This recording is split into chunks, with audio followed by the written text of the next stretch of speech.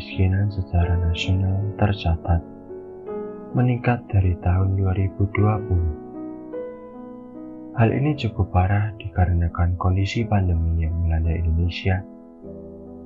Ribuan bahkan ratusan ribu tenaga kerja terkena dampaknya. Tidak dapat dipungkiri, pandemi juga merampas masa muda para remaja yang memaksa mereka harus sering berada di rumah. Hal ini turut memicu terjadinya stres yang dialami oleh para remaja selama masa pandemi. Namun tidak disangka, apa yang dialami oleh para remaja hanya sebagian kecil dari apa yang dirasakan oleh orang dewasa. Kondisi yang dialami oleh orang dewasa kini 2 kali jauh lebih sulit dibandingkan apa yang dialami oleh para remaja. Di sisi lain, mereka harus berusaha mencukupi kebutuhan sehari-hari mereka, atau bahkan bersama keluarganya. Namun mereka juga harus mampu memiliki daya juang dan mindset yang jernih untuk menghindari dan mampu menghadapi situasi sulit ini.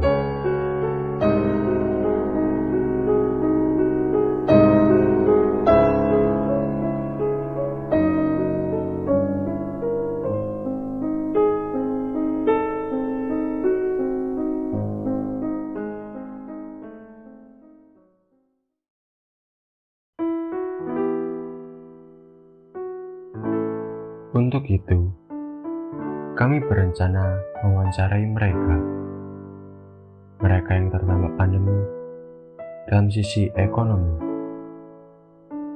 Kami mewawancarai 2 orang di sekitar lingkungan kami. Mereka adalah Bapak Egi Santoso dan Bapak Sudardi. Mereka adalah para pekerja yang mencari nafkah di sekitar Candi Prambanan, Kalasan. Sebelum pandemi, mereka mampu mencukupi ekonomi keluarga dengan pasti. Namun saat pandemi ini, mereka kesulitan dalam memenuhi kebutuhan yang dipengaruhi oleh pelanggan dan juga situasi kondisi di sekitar candi.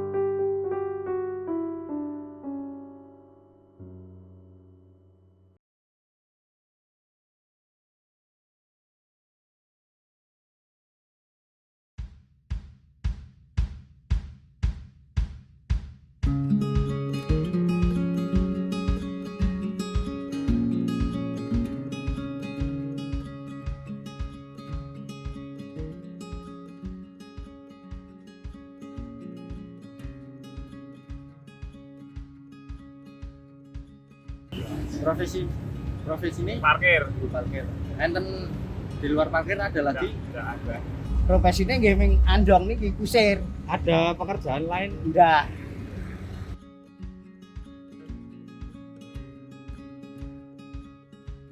Gadah keluarga mboten? Punya istri, anak 3.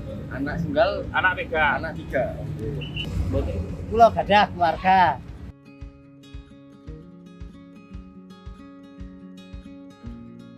Nah, apa tukang parkir ini selama pandemi ini cukup untuk menafkahi keluarga Bapak atau ada Ya dari luar? jelas kurang karena kondisi pasar kan tutup, ada batasnya Ya. sampai jam 1, kadang sampai jam 12 sudah tutup. Pembeli aja PPKM itu aja boleh kemana-mana. Ya drastis. Kurangannya istilahnya masa pandemi ini semakin merosot. Terus untuk mencukupinya gimana Pak? Ya seadanya. Ya kalau dulu itu ya bisa cukup, tapi kalau sekarang ya gimana ya? Kalau dipastikan itu ya tidak bisa, soalnya masih masa pandemi. Kira-kira nih ya Pak, kalau hari biasa itu pendapatannya pinten? Mas enggak pasti Mas. Soalnya ya tidak bisa dipastikan. Kadang 30, kan kita berdua. Kadang ya mepet lah. Kalau buat harian hasilnya mepet. Pandemi ini berdampak mboten, Pak? Dampak Ada nggih? karena mulai total sampai pandemi. Brand niku Bapak napa, Pak? Nggih nganggur teng omah kamu kan. Namung ngurusi jaran Nggih. apa Sampingan mboten gadah.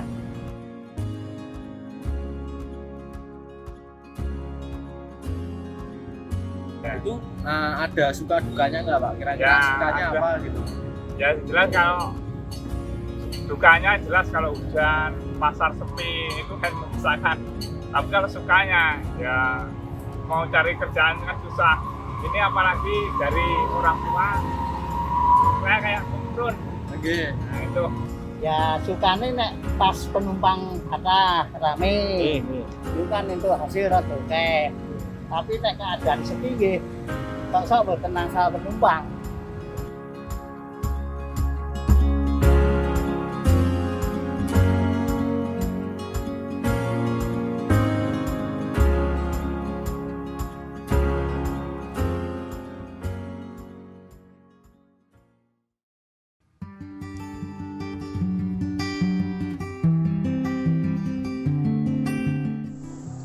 Value yang didapatkan kelompok setelah melakukan wawancara yaitu bahwa kita sebagai manusia harus peduli terhadap sesama karena kehidupan manusia tidaklah semua sama.